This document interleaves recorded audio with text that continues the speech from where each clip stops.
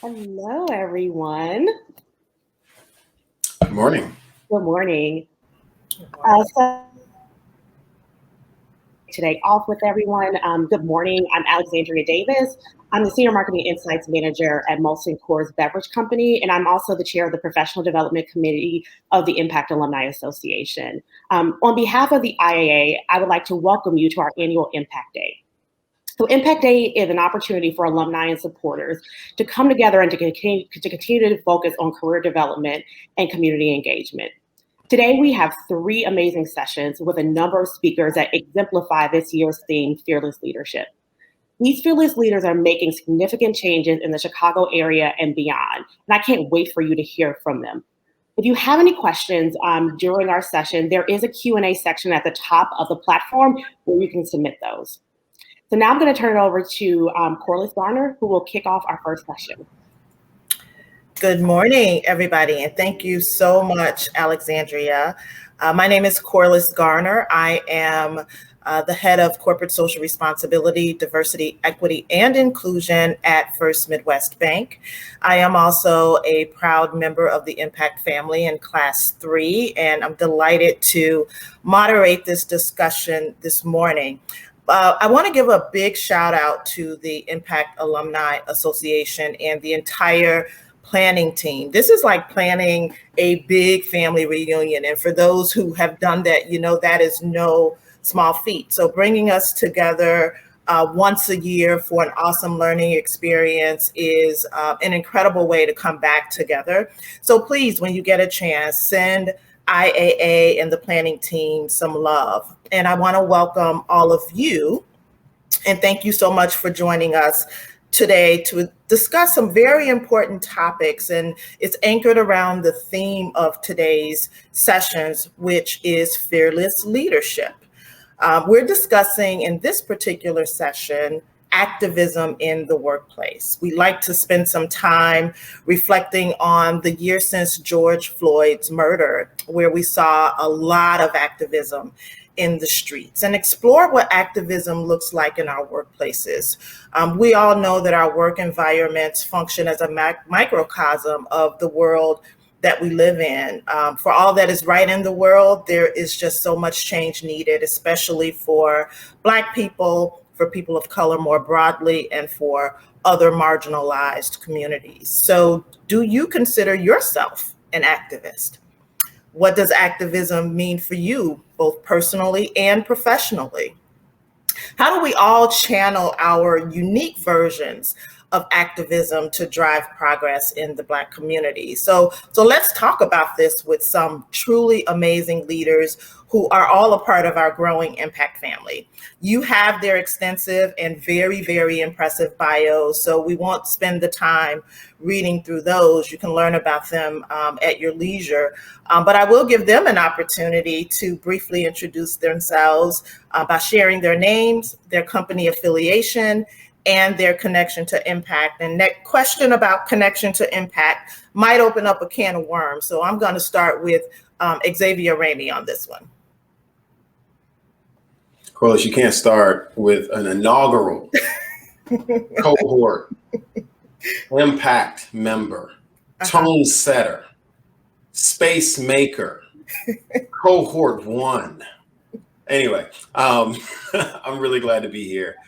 Thank you so much, Corliss, for inviting me, and it's great to be with you all, Tamara and Dory. As far as it goes with activism in the workplace, and this year in retrospect, it's really interesting. I've just really been digging into the data points because now we actually have a year.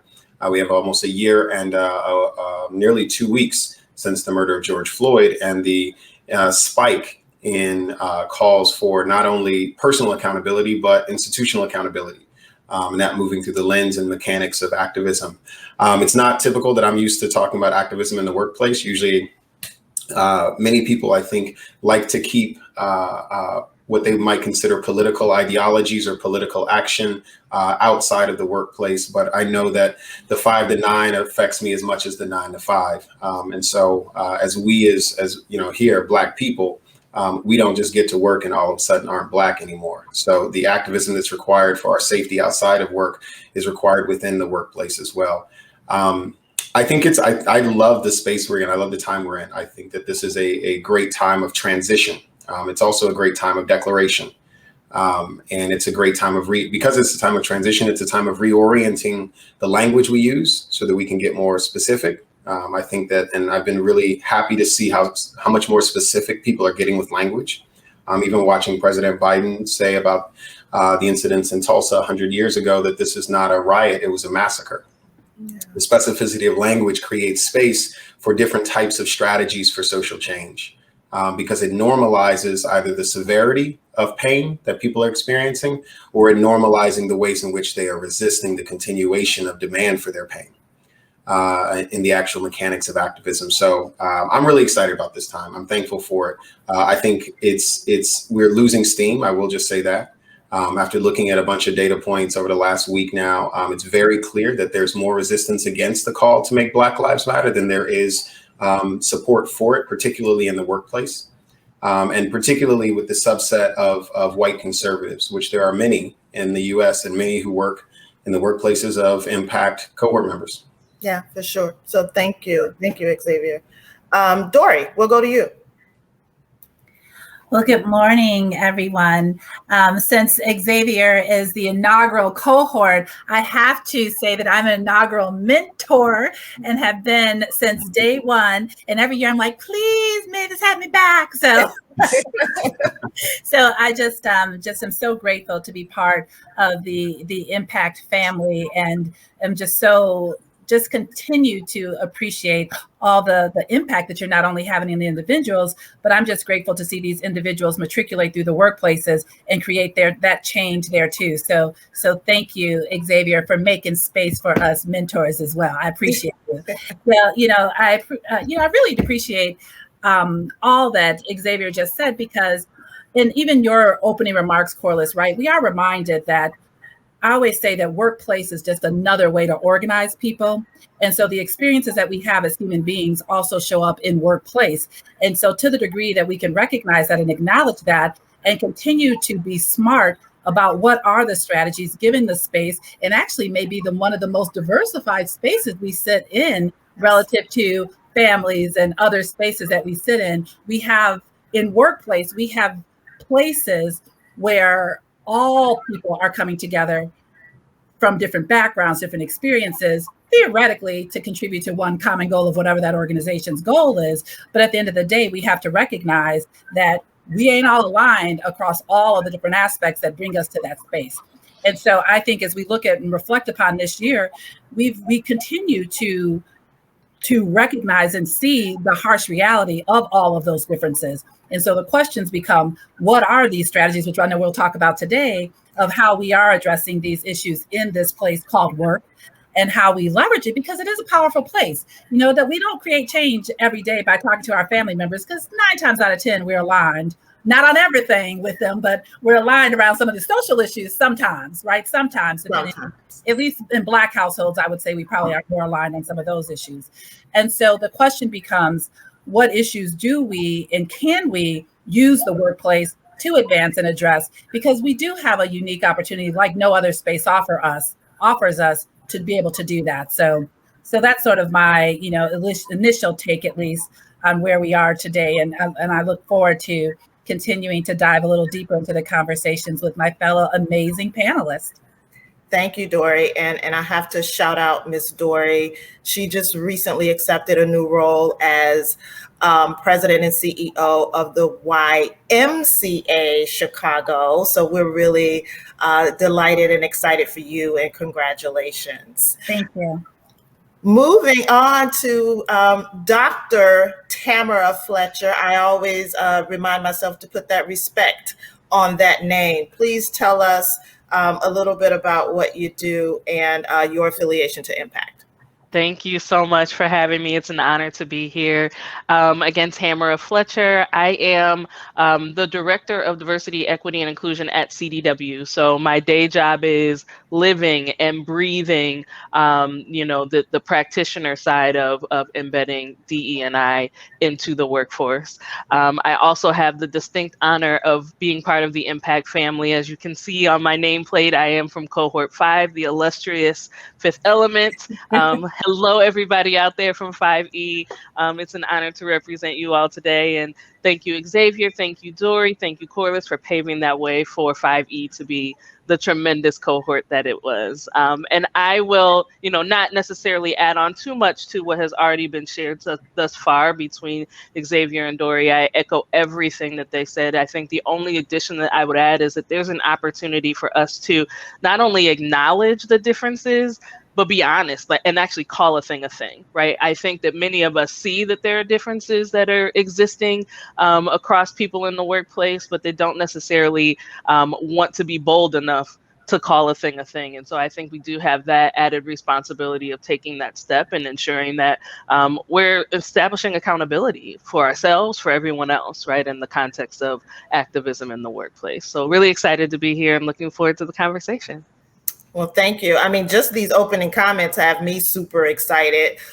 Reminder for our audience, use the Q&A. Please start formulating your questions now. We'll come to those a little bit later in the session, but we'll jump right in. So we talked a little bit about the year since George Floyd, and it seemed to be a time where America seemingly woke up to racism in America. I want to start a little bit with you guys telling me how you're doing, how you have been doing, and what you've been working on since that time, since the murder of George Floyd. And when I say how you are doing, I really mean your soul, your spirit, your mental. How are you doing in that respect? I'll start with you on this one, Dory.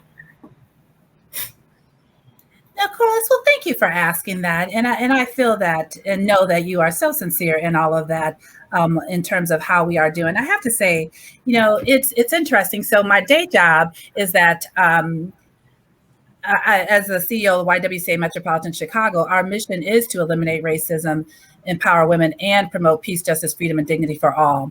And so what's been interesting to me is that while we talk about activism in the workplace, my workplace is activism. And so there's no separation for me at all, because I'm also living an experience as a Black woman in America. Therefore, how I'm doing is just like, I appreciate what Xavier said, because I'm recognizing that we are in a moment. This is our moment. We are existing in this time and space in this earth today. What are we going to do, right? And so fortunately for me, I do have a workplace who is dedicated to moving the needle on this. Unlike, when I was at my accounting firm, so yes, by background, I'm a CPA. So my accounting firm, that wasn't my day job, but it created a platform to advance racial equity, which I focused on as part of the work that I did there. But today, as I sit here and think about, I'm personally feeling extra responsible in terms of making sure that change happens, because I don't want to see us squander this moment where, how real or not it may be, that folks are waking up. If they woke up a little bit, I want to shake them. Like, oh, I see you woke a little bit. Let me kick the bed and make sure that you're really woke, right? So that you don't go back to sleep, right? So I do think that there is such an important moment that we do have, and it is a moment like no other. I started my career in the late 1900s, right? So I've been out there for a very long time, right? I see you, Xavier, doing the math. I look good for my 20th century. Don't even go there. But having said that, the conversations that we're having in workplace today, we didn't have when I started my career. And I started my career at Arthur Andersen, which was if you think about all accounting firms are considered conservative, but it was what you would think about a typical conservative accounting firm at the time. And so the conversations that I see financial services organizations having today, they didn't have in the late 1900s, right? And so I do think that this year has brought on, a lot of opportunity for us to not just make that incremental moves, because we are, by the way, still talking about the same issues that I did back in the late 90s, mid 90s. And so now how do we really catapult? So short, I'm doing fine. I'm making it every day. Every day is a struggle, right?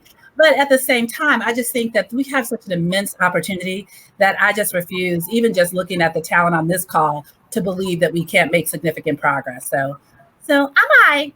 Okay, that's good to hear. That's good to hear. Tamara, I'll go to you on this one. Yeah, I mean, I would boil it down to two words. I'm exhausted.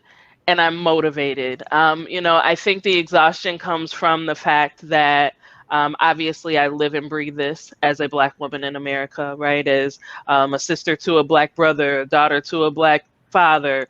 I have nephews, and so you live and breathe this. And I was also in a space where I've been doing D&I work for 8 years. And while the willingness and the intent of my organization has always been there, the readiness was not. And so I was faced with a moment of having to literally kind of squelch everything that I was feeling, because everybody was coming to me for the answers. What do we say? What do we do? How do we respond? And it was exhausting. It was probably this has been the hardest year of my entire career. And so I say that honestly, but at the same time, it's been very motivating because I've been able to leverage my experience to really direct and guide this organization and how we respond and how we maintain the, momentum that we're starting to build, how we sustain it, how we grow it. And so there's this opportunity to channel that and really make an impact. And so, while I'm tired, I'm still tired. I'm tired every day. I am motivated to continue to get back up and to continue to channel everything that I've experienced and all of the experiences that I've heard from my other Black brothers and sisters at CDW to really propel this organization to continue this activism and continue to move the needle for our coworkers. So that is how I'm doing. I'm all right, but I'm tired. I'm tired. Yeah, just reflecting on your comments, Tamara, I see that you're in the space that you're supposed to be. If you're tired every day, but you still get up and I got this to do, you're where you should be. So we thank you for that. Absolutely. Following George Floyd's murder, we all saw how activism became extremely visible. It really felt much like the 60s and the 70s. Individuals across all races, all communities, they took to the streets to have their voices be heard. Allyship became one of those mainstream terms, and many companies, probably some of your companies, made these major public statements in support for the Black community in particular, and people of color more broadly. And then it also kind of triggered a lot of companies to start to say, I actually need to do something, that hadn't done anything. Where have you seen progress over the last year? And what do you think has remained the same? Xavier, I'll go to you on this one. Yeah. Well, I think first where I've seen progress is people are more clearly connecting the importance of safety away from the reality of security. BLM and the movement for Black Lives writ large is about creating safe and economically sustainable opportunities for Black people. And quite honestly, for Black and brown people across the diaspora and across the earth. And so it's been interesting to me to see people adopt the flag of BLM. I'm someone who's actually a part of member organizations, so I know the actual policy agendas, and I'm quite surprised that people are agreeing with us until they usually read it. And I say that because I'll take what I can get. I'll take what I can get. I'll take as many people as I can get. When the activism conversation really started to launch in this era, the BLM era, starting with the murder of Trayvon Martin, was what actually birthed the phrase Black Lives Matter. When 3 Black women came together, and it started as a hashtag. And it was the next year when Mike Brown was killed that it started to accelerate. But those years between 2014 and 2020, nobody was trying to truly rock with corporate activism in this way. To announce any level of conversation about Black safety required you to bring up the conversation around police. And to talk about police was to assume that people want to talk about removal of police or even critique of police. Created this thing of well, that's not our job. That's a civic thing. That's a government thing, or that's a community thing. That's a nonprofit thing. Meanwhile, those Black folks are still getting harassed and arrested while they're trying to drive to work. And I think that the progress I've seen is that we've been finally able to open up the conversation around not just corporate responsibility and diversity, equity, inclusion, but what it means to create belonging and welcoming within a workplace. We've been able to attach the very body of Black people to that conversation. in this moment. And I think that is very important. It allows us to expand the conversation of DEI over to things like benefits for mental health as it relates to workplace compensation, things about accessibility in the workplace, the question of the diversity within diversity, so that we can uncouple the reality of Blackness to include the different types of Black people and the different struggles that they come towards. And then externally, I see progress in the conversation around class struggle.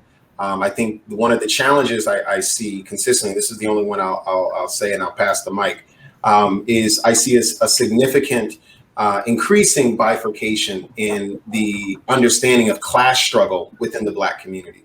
I think there are more wealthier Black people, not in terms of American wealth and white wealth, but in terms of historical wealth opportunities.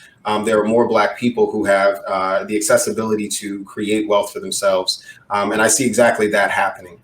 The question of poverty, impoverishment, poor Black persons, poor brown persons, what creates poverty from the business world is not something I see our community adding into the conversation around BLM. I see it more so as the secure the bag movement. That is not, it acts as if economic injustice is not coupled with white supremacy, and those things have to be faced together. And that requires us to have a wholesale reimagining of how we think about financial transaction and compensation, sharing and charity, all of that kind of stuff. And I really see that as being so separate from this conversation around BLM right now. And I think that is a very, very problematic thing. Yeah. You opened some comments with, you feel like some places we're regressing. Can you talk a little bit about that? Yeah, I mean, if you think about where sentiment was for the conversation around specifically just Black folks, y'all remember that we were I still hear this now, right? Where people can't say the word white, they whisper it, whisper Black, whisper LGBTQ, like they can't say it out loud. They'll say, well, we're looking to find more diverse voices. It's like, you mean just not the white folks? We want some non-BIPOC persons to come together to talk about privilege. You mean white folks? Like this thing is still there.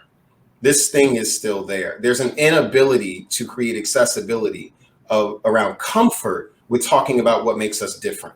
And I think that's part of the challenge of the way that a lot of DEI practitioners use language, where they talk about trying to ground everyone into one big bubble. We ain't all gonna get along. We ain't all the same. That ain't gonna happen. What we need to do is to understand the power of teaching people how to hold the tension of our differences. The differences will not disappear. You need to get better at having an emotional elasticity and endurance that allows for you to come to a diverse place, even though you go back home to a segregated neighborhood.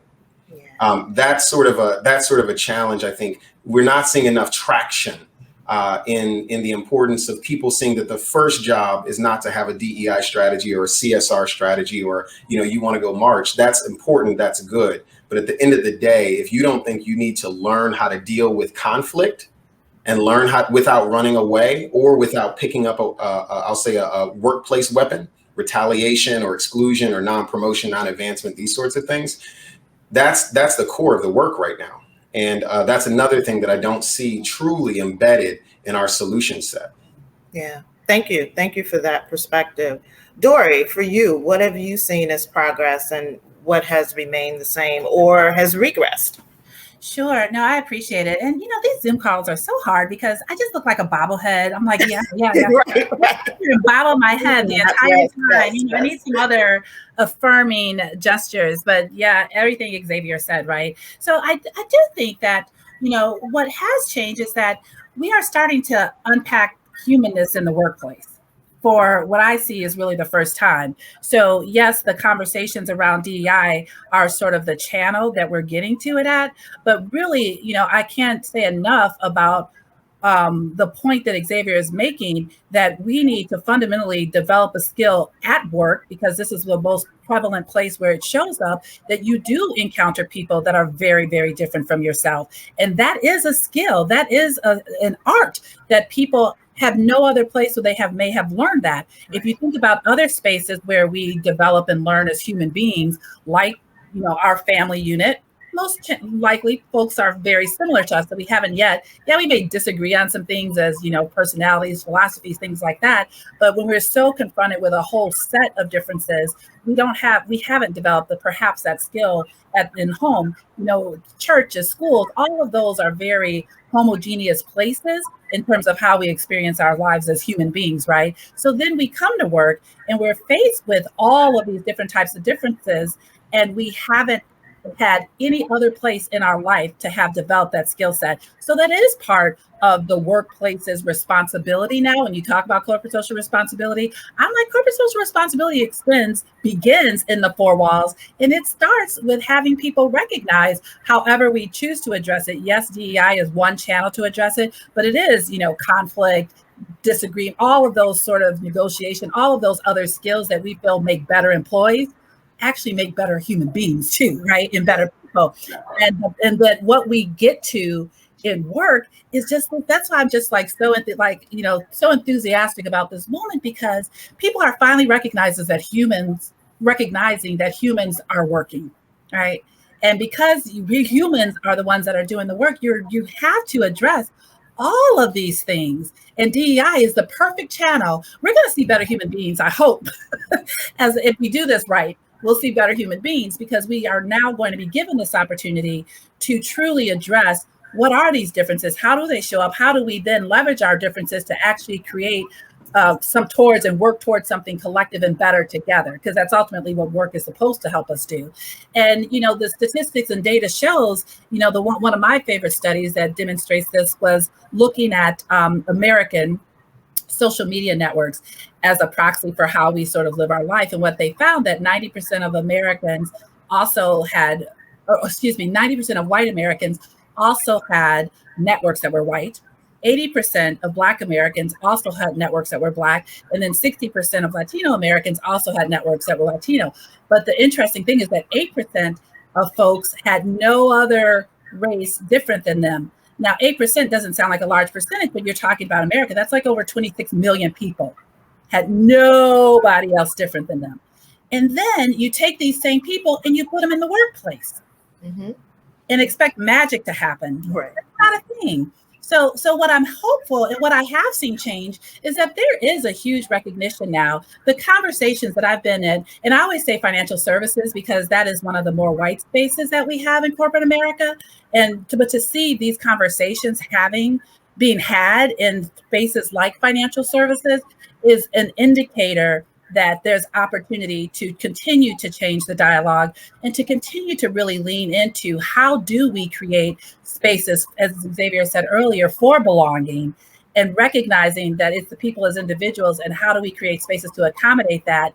And, my lovely HR friends, I understand that y'all try to, minimize legal situations as much as possible, but everybody ain't the same. So you can't keep putting people in this box.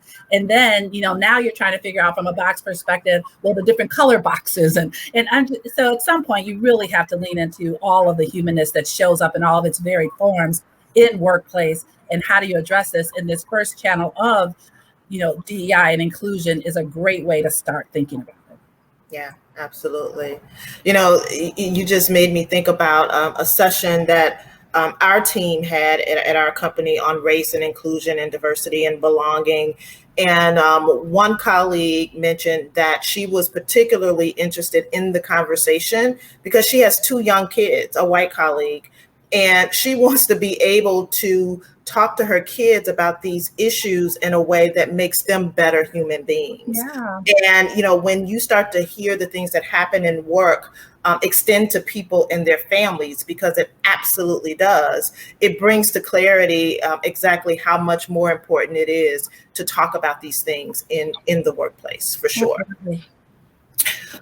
Each of you have an approach to activism, diversity, equity, and inclusion from a different lens, right? Based on the work that you do professionally. How do you define your own personal version of activism? Tamara, I'll go to you on that one. Yeah, it's interesting. As I was listening to Xavier and Dory, I was thinking about, all the things that, we're responsible for on a macro level. as it relates to DE&I and creating the sense of belonging and, the programming and the training and the teaching and all of those things. And I think that they're powerful things, they're impactful things. But my challenge with those things is that there tends to be a deference of responsibility. So people on an individual level can say, oh, but we have business resource groups. Oh, but we do town halls every quarter. Oh, but we have this and that. And it takes the responsibility and accountability on a personal level away. And so for me, while I still have to do all of those macro things, activism for me is in my one-on-one interactions and my ability to create transformation in those one-on-one situations that I have. And it's about meeting each individual where they are and creatively, strategically working towards transforming how they think, how they show up, how they behave, how those behaviors impact those around them, right? And so it really becomes this one-on-one transformation that I mean, literally one at a time. I'm working through it. And to me, that's what activism is, because at the end of the day, you can have as many programs as you want, but it doesn't take, add any impact when nobody is necessarily doing anything in their own daily interactions with others or in their own, kind of sphere of influence, right? And for me, that's important because of the perspective of the human side, right? That Dory was talking about. I have a little girl, and I just announced yesterday that I've got another little girl on the way.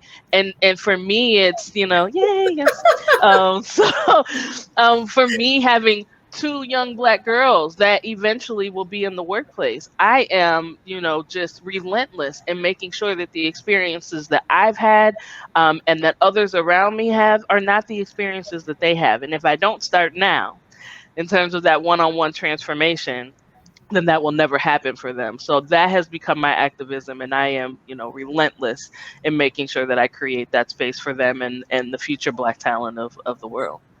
Oh, wow. Well, congratulations Thank you. Thank you. And I did not mention at the top of the call, another congratulations to Tamara, because she was recently promoted at CDW. So double congratulations to her. Thank you. Audience, great conversation. Please start formulating your questions and dropping them in the Q&A. Xavier, I'm going to you on this one. How do you define your activism? It's an invitation. I think most folks who know me or who've ever heard me say something know that I tend to be fairly direct, and I will run over you with my words. That's because I study language, because I think that language is the point where the miscommunications happen, and the miscommunications create space for violence. So I prefer to be very, very clear, but that requires me to be very astute and studious about my craft, which is human relationships. My brand of activism is really to issue a challenge to all people, to understand that the root of our challenges is in the immaturity of our models for human engagement, how we don't understand that every single thing that's going wrong is because we are misinterpreting or not connecting with accountable human relationships. Hard stop. We are engaging in challenges because of a lack of understanding of how to relate to one another. Whether you're talking about economic injustice, whether you're talking about improper wages, if you're talking about colonialism, it's all about how people relate to people. And so you must study people in order to understand how to create peace in the world or create opportunities in your community.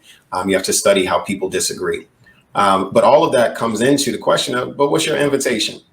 Justice Informed is a social impact consulting firm. It's based on an invitational model. Everything we do, everything we say to our clients comes out of my brand of activism, which is, this is who we are. You're invited to it. If your current erasure of conversations around racial difference and challenge in your company isn't working, you might want to come over here because we don't have those kind of issues. I invite you to consider the model that got us there. If you don't feel confident in speaking to large groups of people about points of privilege that you hold, for instance, for myself as a cisgender heterosexual person, or as a 6'5" man, and I'm very tall, and that's considered a privilege. I'm a male identifying person, that's considered a privilege. If you don't find comfort in talking about that in a room full of people that don't have those identities, that's on you, homie.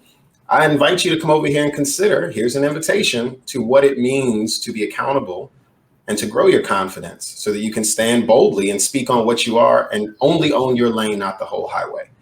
My activism is about getting people to to understand that they don't own the world and they're also not responsible for changing it. That doesn't mean that they aren't responsible for themselves and for being a change in the world. Yeah, no, that's very powerful. Very similar to Tamara. Those one-on-one interactions are what really matter. Dory. So for me, I think of how I label my brand of activism is question everything. One of my favorite quotes is by Bucky Fuller, and I have to read it sometimes because I always paraphrase and I mess it up, but it's worth actually reading it. But it's, you never change things by fighting the existing reality. To change something, build a new model that makes the existing model obsolete. And so in my mind, that gives me permission to question everything, because I always say everything that we live with, that we're like, well, this isn't working. I always say, well, why? It's actually the product of some person or some bodies.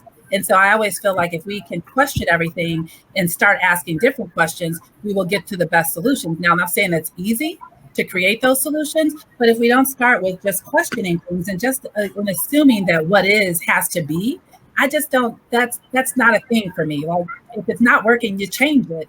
And changing is hard. So you figure out how it's going to happen, and you take whether those baby steps, whatever the case may be. So my activism is I just question everything, and I ask people to do the same. If it's not working, ask why, and just keep unpacking it. And I always feel like the quality of the solution depends on the quality of the question. So ask bigger questions too, to allow you to expand your mind, Craig, right? Like, you need to expand your mind, right? And not just ask very limited, focused questions. Expansive questions help people think about things differently. For sure. Dory, I'm going to stick with you. I wonder if your activism has evolved over the many roles that you've had. You mentioned you've been a corporate leader. You now sit on boards, and you're a dynamic nonprofit leader. Has your activism evolved over time? The spaces have changed, but I think that I've actually, to say that I haven't changed how I do things, I wouldn't think that that's a completely accurate assessment. But I've been me in all of those spaces. I have to say that. And so to this point about curiosity, I've always asked those questions. Why don't we have more diverse project managers on this job? Why don't we, there's always questions that have been asked along the way. And so I do think that with currently my new role, new being at the YWCA, gives me the opportunity to lean more directly into some of these challenges differently. But I would say from a standpoint, I was always very much engaged, even at my early Arthur Anderson days, with the minority recruitment and retention committees. When I was at Crow, I was part of starting our DEI efforts there and doing our assessments and all that. So I feel like I've stayed the course, but I do feel like the times have changed, the climate has changed, the tools are different, and that allows us to do things differently.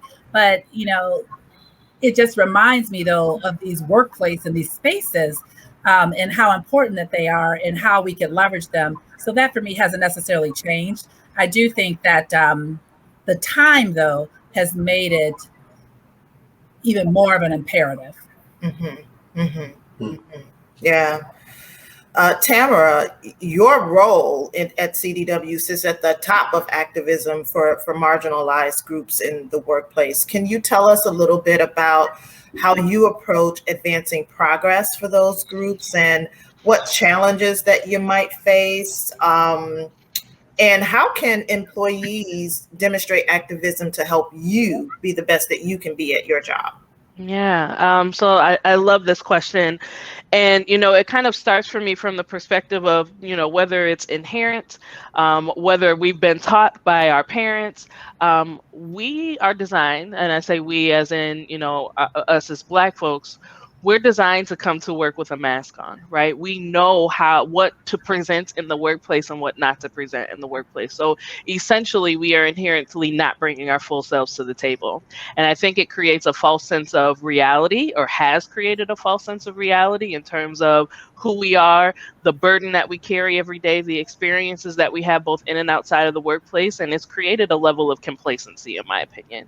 And so one of the foundational things that I've been able to do, particularly since the death and the murder of George Floyd, is amplifying the voice and creating and giving permission to remove that mask. And so there's been several platforms in which our Black coworkers have been able to, the highest level, even to our CEO, been able to tell their story with unfiltered story about experiences in and outside of the workplace, myself included. I had the opportunity to go to our entire executive committee and tell my real story about the inequities that I have, experienced as a coworker, what that has meant to me, the impact that it's had on me.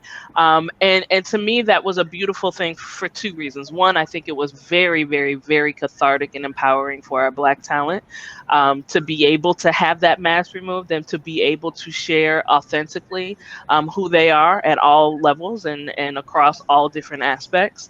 And the other component of it was it really just became this watershed moment for people in the workplace, because prior to, they were saying, oh, well, all that Black Lives Matter stuff, that doesn't impact CDW. That's outside the CDW walls.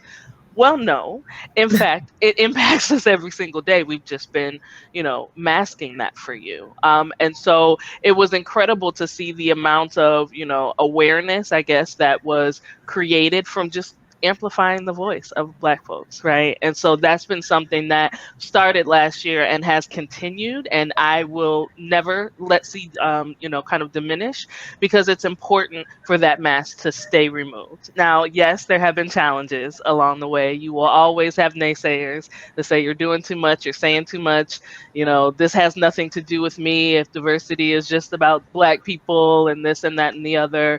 And, it's been interesting. I do take those opportunities to create learning moments for the people that say those things, but at the end of the day, it's not going to change what we do. It's not going to change the importance of it in the workplace. And so you have to make the determination as to whether or not this is an environment that aligns with your values, right, at the end of the day.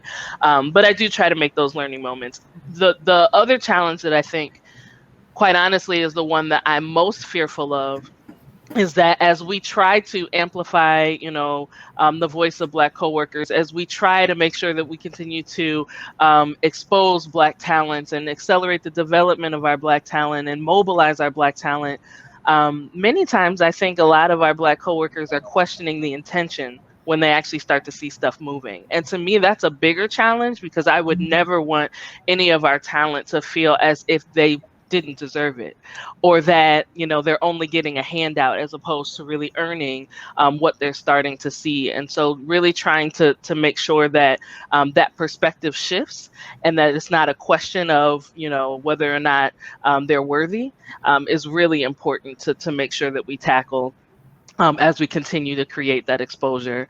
And the last thing that I'll say in terms of what our coworkers can do to really help continue to gain momentum in this area is to always, always, always show up as your full and authentic self, right? I think, going back to my original point, when we present our mask, it almost enables that complacency to take place. And in order for us to truly hold the mirror up to people and allow them to see the reality of our world, both inside and outside of the workplace, we have to show up as our full and authentic selves and take every opportunity to share those stories and to share those experiences and just be as real as possible. And again, call a thing a thing. So that would be my answer to kind of that three-parter. Thank you for that perspective. Certainly in roles like the ones that we hold, there is a lot of blocking and tackling at the top to remove those roadblocks for our colleagues so that they can continue to progress. So I understand why you're tired. I understand. We'll go to some questions in just a second, so keep them coming. Xavier, you're often brought into companies to help them identify when there are issues percolating, and sometimes when employees really just have had enough, right? So talk a little bit about your work in that space and the lens that you bring to those scenarios. Yeah, the last year has been really wild. It's been rough. Anyone who's operating, especially a social impact consultancy, because we operate for many and any type of client versus, right, I'm not an in-house DEI officer where you have one client, one type of workplace culture to understand, grow credibility in, engage. one type of sector or product or service and these sorts of things. And so, it's really been quite honestly a challenge over this past year with the growth in desire to engage. Because what I learned very quickly was that most people didn't know what they were asking for. They didn't know when they would use terminology like anti-racism that there are actually 3 tenets of anti-racism, that it is an actual area of work and distinct and different from traditional DEI. I think that it's been a blessing, though. It's been great, but my own work and journey in it, I can't say that it's not without challenge. The activism side of it, I think, is really important, and I think it's a huge opportunity, though. And I just want to just say, we've used this term activism in the conversation, but I want to again just sort of separate out the difference between traditional engagement and activism, at least in my mind, right? Traditional engagement is working within the current status quo, understanding where there may be opportunities to push or change and such. But activism really is about taking a positionality of challenger. And many times our work to create change has us wanting to more so be partner. And sometimes you have to be a challenger as a partner. And activism is also stepping aside, stepping away from, stepping outside of the group where you may have already had safety. And there's not a long history of safety for activism in the corporate space, especially and in workplaces and across different sectors. So I just want to make sure that folks really grapple with that. For myself, I'll just say that it's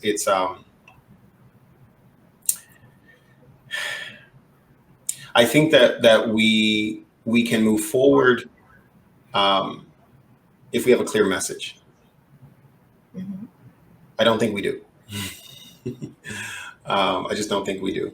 And I say that, I'm just saying that this is an impact day. I know it's an open community and folks are all on this, but I'm talking about Black folks. And there's a real opportunity for us to align on that, but we don't really choose to do so powerfully together and organizing. The other side of activism is organizing, meaning that it's not just about you individually and what you have to say, but it's about your ability to move legislatively and bring other people along. And that's harder work. That's longer work. So I would just end with that's the last part, I think, of our work in this moment is to move from individual agents, individual actors, and individual corporations and institutions to organizing and having full-on agendas as groups of people. Yeah, thank you so much for that.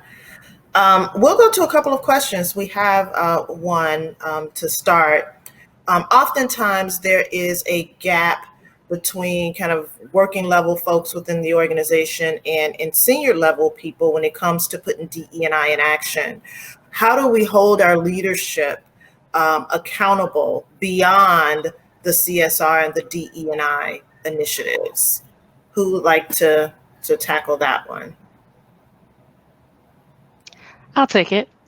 I think it's twofold, right? I again think that there's this opportunity to be honest, right? Again, I think that for whatever reason, there's a reluctancy to share the reality. Like, I'll give a prime example. When I was a supervisor, I was going for manager. So this was a while ago. So I was going for my first manager gig, right? And I was really excited. I knew I was the person for this job. There was no question in my mind.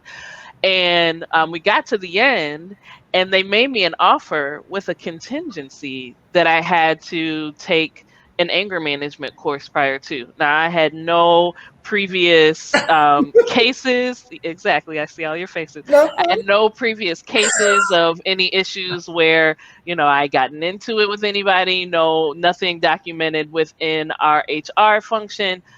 But I, as the first Black woman in this role, had to take anger management courses. Now, at the time, I'm a supervisor. I'm trying to, proceed. I'm trying to excel. So I took the anger management courses and I got that promotion, right? And at the time, I thought I was doing what I needed to do. But in all actuality, I needed to call a thing, right? I needed to hold people accountable in terms of why they were putting that, contingency upon me, and I haven't seen anybody else have that same contingency. And so I think, aside from the policy change and the things that the DEI teams and likely the, CSR teams are doing to try to evoke change and accountability at the highest, most levels, the more we avoid calling things out and creating accountability around our own experiences, the harder it's going to be to really show that there's an issue going on. So I would say for everybody that's listening, really take those opportunities when there are inequities, when things are happening within your own experiences that are not right and people need to be held accountable for it. Speak up. That's the best way that you can demonstrate that activism and hold people accountable. Can I hop in on that one? Absolutely. Accountability is super important. I hear that word thrown around a lot. I'm a big fan of asking people what they think accountability is. I work with a lot of execs. We're advisors to a lot of executive teams right now, Justice Informed. I never start that conversation. Like the question of how do we hold leaders accountable has to do with what they actually think accountability is versus what you think it is. Some people think accountability is speaking up, and then the CEO will go on a global webcast about racial injustice, and they're like, this is accountability. And they're like, you see these wages? You see my paycheck, my G? That's accountability for real. But that's not what's been said. We have to come to terms with our terms. And I'm just saying, looking across many sectors, many companies, a lot of people are using language so loosely. They're getting misinterpreted, and it's not, to Tamara's point, right, where people are like, any good action is seen with like a side eye or a raised eyebrow. Like, what is this about? Are you doing, is this a handout? Is this you don't really think, are you just doing this for the cameo, for the newspapers? Like, there's so much tension. There's so much tension. And I would encourage anyone who's looking to hold leadership accountable to find out who is the messenger who can actually create a conversation with those leaders or with that leader to get them to clearly define what accountability is to them. And then from that to define what they're willing to do, because everything that someone says, accountability is, doesn't mean that they're going to agree to do it. I was on a call the other day we were doing white caucusing with an entire leadership team of one of the major art institutions here in the city, only the white executives. And it's just a clear question. What do you think accountability is? Because when we talk to your BIPOC staff, what we heard was they want accountability, and it means this, this, and that. Now I'm asking you, what do you think accountability is? And we finally got it to the point where someone was, one of the leaders was willing to say, if you think that equity and accountability means democratic decision making, I'm not with it. If you want to be included on every decision and all of this, no, that's not what I think accountability is. But these other things I will do. Now to get a leadership team to that point where they are able to make a declaration, then you can build a strategy. Then you can also see whether this is the leader that should be here. But you need people to come out front, and you need to be savvy enough to do that. And I want to acknowledge that everyone may not be in a position in their organization. They may not have the power. They may not have the confidence. They may not have the access. And that's why I said you need to identify the messenger. Usually in an institution, that's like the head of DEI. Sometimes that's the the chief HR officer. Sometimes that's just the most trusted woman who unfortunately everybody shares all their problems with. And that's usually what happens, especially in smaller organizations, where women have to hold the burden of listening and bearing and delivering a message that also re-traumatizes them. But there's this question of who's the messenger, and please deliver the message. Mm-hmm. Get them to come out front. Yeah, that's awesome. One last question, because we're running out of time here. And Dory, I'm going to give this question to you. For those who may not feel safe enough to do this just yet, how do you show up as your authentic selves in your organizations? Yeah, and this is a big question. I really do appreciate, first of all, thank you, Xavier and Tamara. I do appreciate all the wisdom and insight provided on this conversation today. So, I think that there's ranges of authenticity. Let me acknowledge. There's ranges of authenticity that you need to be comfortable with, right? Like you know. Sometimes I don't like my own self. So yeah, there you go. Well, you know, because there's authenticity that you show with your mama, and there's authenticity you show with your girls and your friends, right? So there's ranges of authenticity. So as you choose your range of authenticity that you want to show up at work, you have to commit to this. This is what, and so we understand too. You have to commit to saying, this is how I want to show up at work. This is how I want to be seen. This is the space that's comfortable for me. And then I do believe though that it is a thing that when the tension, if you can't feel like you can be authentic within your range, right? That you do have to understand what's driving that tension and what you intend to do about it. I think it's important that we absolutely show up as authentic as possible, because the fact of the matter is none of these workplaces were ever created with us in mind, ever. But what I want to do, I want to help you figure out though, how to make space for me. And that happens by one, me showing up authentically, and then two, having a conversation about what else that looks like so that you can create more space for those ranges of authenticity of folks to show up, right? And so I do think that we have to own it and claim it, and then decide how much of it we want to unleash upon the workplace, but then also how much we're also willing to support the workplace in creating that space for us. Because I'm going to say it was never created for us. Yeah. They didn't have that perspective, but now I'm here. You're going to have that perspective. So let me share with you how this space could be better to include all it is. Snap. And consistency is a shield. Keep doing it. Keep being authentic. The more you only look ridiculous because you did it once. Right. Keep being authentic. Yeah. Consistency is a shield. Right. Yeah. All right, we're closing this out, and I'm landing this plane, and y'all know exactly what I mean by this. So you have 15 seconds as we leave this discussion, as we examine our own unique perspectives on activism. We take this energy, this great energy, back into our workplaces. What's one word, one phrase, one quote of inspiration that you'll leave our audience with? Tamara, you.